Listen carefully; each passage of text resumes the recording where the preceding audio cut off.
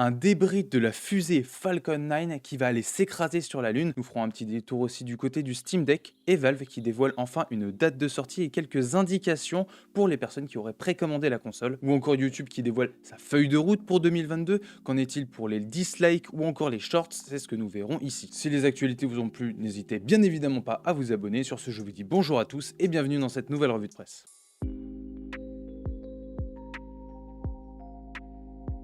Nous commençons notre actualité avec notre sujet espace et ce booster de la fusée Falcon 9 de SpaceX qui est en passe d'entrer en collision avec la Lune après être resté en orbite pendant près de 7 ans. Alors que fait ce booster de Falcon 9 à traîner depuis 7 ans dans l'espace? Eh bien, il faut savoir qu'après avoir transporté un satellite météorologique, la fusée n'avait tout simplement plus assez de carburant pour revenir sur Terre et n'avait pas non plus assez d'énergie nécessaire pour échapper à la gravité du système Terre-Lune. Et cet autre article de Numerama évoque des questions assez intéressantes, comme par exemple, verra-t-on l'impact du morceau de fusée sur la Lune?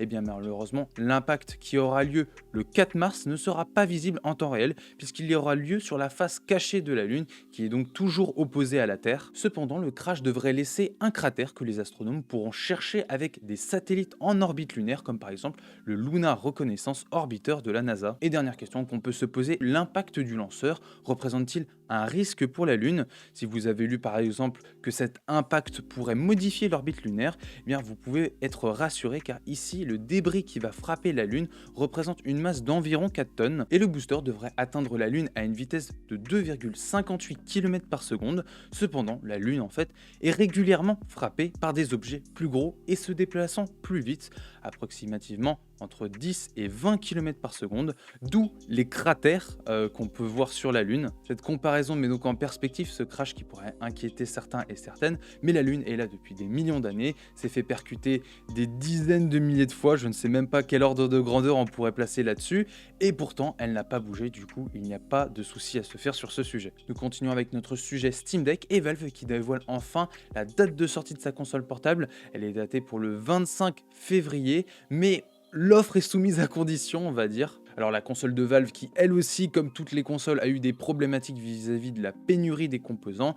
Les premières personnes qui l'auraient précommandé vont voir leur console arriver du coup fin février. Mais pour les personnes qui souhaitent aujourd'hui commander ou plutôt précommander le Steam Deck, eh bien vous n'allez pas avoir cette console entre les mains d'ici le mois de juin. Alors premier arrivé, premier servi, hein. Cependant, Valve précise des modalités assez importantes à connaître lors du lancement de sa Steam Deck.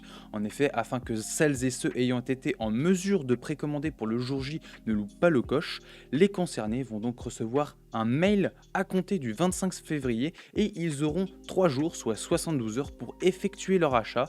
S'ils loupent cette fenêtre, leur exemplaire sera attribué à la personne suivante dans la file d'attente. L'article précise deux choses néanmoins. Le premier, c'est que vous ne pourrez pas changer le modèle que vous avez précommandé. Si vous avez précommandé le modèle 64 Go, vous ne pourrez pas le changer pour un modèle 256 ou 512 Go. Et de même, les premières consoles Steam Deck sortiront des usines à partir du 28 février. Il faudra donc attendre sans doute début mars pour le recevoir chez vous. Et nous terminons ces actualités avec Suzanne Wojcicki, la grande patronne de YouTube, qui a dévoilé dans une lettre quelles seront les évolutions de la plateforme cette année entre les créateurs de contenu, l'évolution réglementaire et la protection des utilisateurs qui sont au cœur de son discours. Alors c'est une excellente année pour YouTube, le Covid étant l'une des raisons qui a poussé les gens à aller beaucoup plus sur le réseau.